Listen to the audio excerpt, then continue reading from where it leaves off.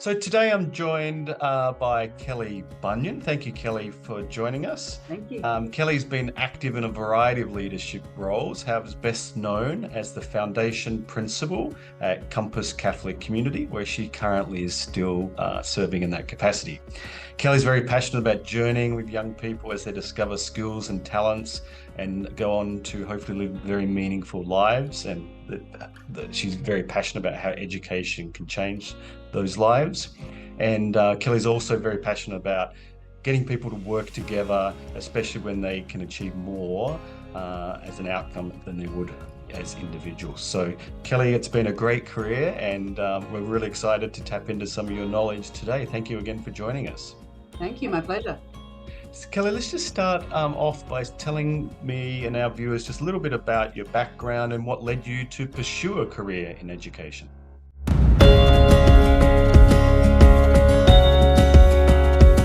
I started straight out of school studying law and practiced law for 5 years as a defence lawyer, working for Children's and Youth Legal Aid, basically. The service exists in another form now, but it was a job I really loved. I was really passionate about it. I represented young people 10 to 17 years of age who had gotten in trouble with the law. I travelled around a lot. It was a statewide service, and so I got to meet lots of people and meet lots of communities, and also present like legal education in those facilities as well. Used to go down to the Schoolies Festival and give legal advice from 11 p.m. till 4 a.m. And just kind of really loved being in that space, loved being with young people. But after doing that for those 5 years, really realised that that was excellent work and it was good to do, and our team was doing a great job. And the story, your impact in that young person's story was only for this little piece. And I started asking young people that I was representing if they could do anything with their life, what would they do? And I'll never forget, one boy said to me, people like me don't get to ask questions like that. And I just thought, I got to get in these stories earlier. How could I get in stories earlier? And my schooling was very formative for me, was a really, challenging, excellent, beautiful, hard time. And I thought, I reckon that's where to be. So I retrained as a high school teacher, teaching legal studies, English, history, HAS subjects, and just really loved it. So that was kind of where my educational journey started. First job was at St Pat's Tech College before it was St Pat's, when it was still an Australian government school. It was working with those same young people, but earlier in the journey. I really realised that this is where the work needs to be done. These gorgeous young people, for a range of reasons, face barriers to living that life that's meaningful to them. How can I be a part of that journey? So I've been very fortunate to start there and then kind of journey through into alternative education, and really have found a beautiful spot in that alternative ed space. No, it's a wonderful story, and Kelly, it's a great segue, I think, into your own values, maybe, because you sort of have some passion around changing and educating and motivating young people. So what are your own values and principles that specifically, I guess, guide your approach to leadership? I think for me, the most important piece is grace.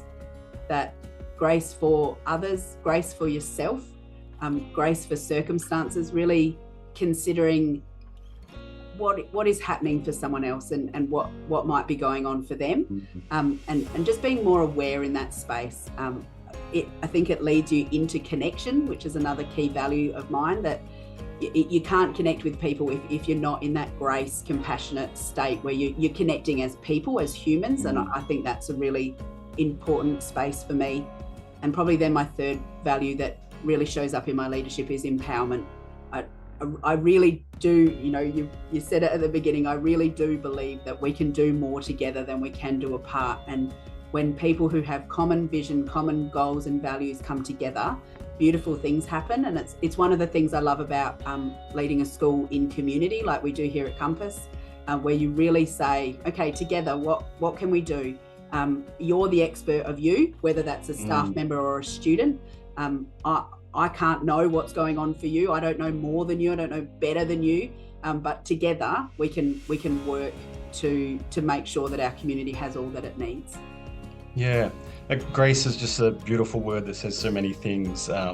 Yeah, and hopefully 10, 20, 30 years from now, you'll still be able to say that. I hope so. But in thinking about the future of education and your sort of vision for that, or what you know that space is going to lead into, what's some of your thoughts about that as a leader, and what role might leaders have to play moving forward?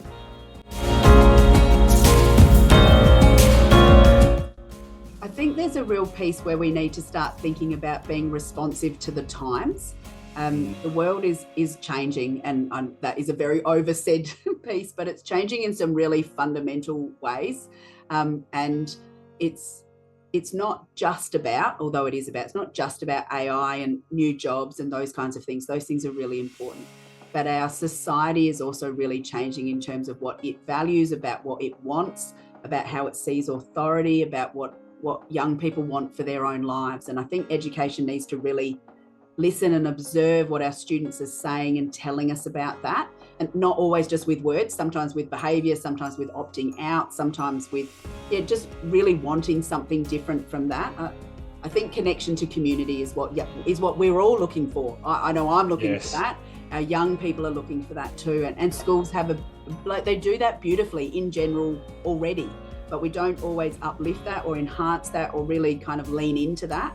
I think that's the piece that's going to be really important moving forward, that there's less conversation about pathways. Oh, are you going to uni or are you doing a trade? It's more about what would be meaningful to you. What would a meaningful life look like to you? Because even if I look at my life, I've had a couple of different careers. I've also had children in there. I also volunteer at my church. I also am, a passionate, loud friend to a group of mates who I adore. I'm married, I'm a sister, like all of these parts of me go together to make up my life that's meaningful to me, that I'm really, really grateful for. And schools can have a beautiful role to play in helping young people see all of that connective piece of their life. Yeah, that's fantastic, Kelly. Very important. And I like the holistic sort of manner in which you're thinking about things there. Equity, I think, would be another part that's obviously important today and into the future. Can you tell a little bit more about your school, what you're doing as a leader to create a more inclusive environment for our young people? Yeah, thank you. It's a real privilege to be part of Compass. It's not very often you get to start something from scratch and really meet the needs of a community. And when you learn you're not meeting the needs, to be able to adjust really quickly. We're a small school. Our current offering is 120 young people. We're about to double that during 2025 with a new build, but still keeping within that community of 120. So I think in terms of inclusiveness, being small helps us to do that. I know every young person in my school, not just know their name or know their face, but I can sit and have a conversation with them. And you just can't do that with, thousands of young people. Yeah. So a lot of our young people tell us that knowing people and being known by people is really what they want in an inclusive community. They don't just want to be that kid with the thing, whatever that thing is about them, be it good or bad. They want to be who they are. So for us, that also looks like removing barriers. So we don't have a uniform, we don't have bells, we don't have a really strict timetable. We offer free breakfast. We have a childcare centre on site, and an early learning centre where parents can bring their children. So we're just really always working. What is the thing that stops you? What is that? And for some of our young people, it might just be catching the bus. Catching the bus causes anxiety. This is the generation that went through COVID, kind of in that formative teenage years. They were told that, some of them were told you catch a bus, you're going to die kind of thing. And Yeah. it's like, oh, and now COVID's over. So just go back to what you were doing before. Okay, we need to relearn some of those resilience skills. We need to learn that we can do these things. So one of our learning supporters meeting you at your bus stop and catching the bus in with you together, having conversation, helping you relearn some of those social skills. They're the things that really make things inclusive, having the flexibility to meet you where you're at that time, in that really, really highly individualized way, where we don't just meet the need of where you are right now, but we also call you to a new and a different way, that you could live a life where you feel like you can catch the bus, for example, and you can catch the bus anywhere. You could go anywhere you want to go. You could go to the beach, you could come to school, you could go get a job. It's a small little window into this different way of seeing who you are as a person, even though you may have these other challenges that make things challenging. They don't go away. They're there, right. and we have to be real about that. And there's another way where it's not just only the deficit and the things that are hard. Two things can be true. Things can be hard, and we can learn skills and tools to be able to overcome them, to live a life that's meaningful for you. To me, that's what inclusive means, that you can have all those things in a way that gets you where you want to go. Sounds like a bit of sage advice for every school. To be perfectly frank, that sounds like the school I want my kids to go to. Kelly, I think we're all working hard for those schools. That's what we all want. That's right. Any principal who's like, I'd like a less inclusive community. We're all working really hard to be in those spaces, but our contexts can really make things more or less challenging in that space too. Correct. Yeah. Kelly, it's been lovely talking to you.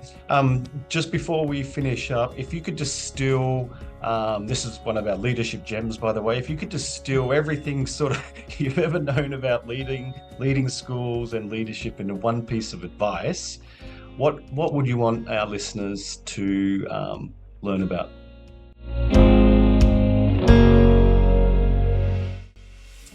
I really think knowing yourself is the key piece.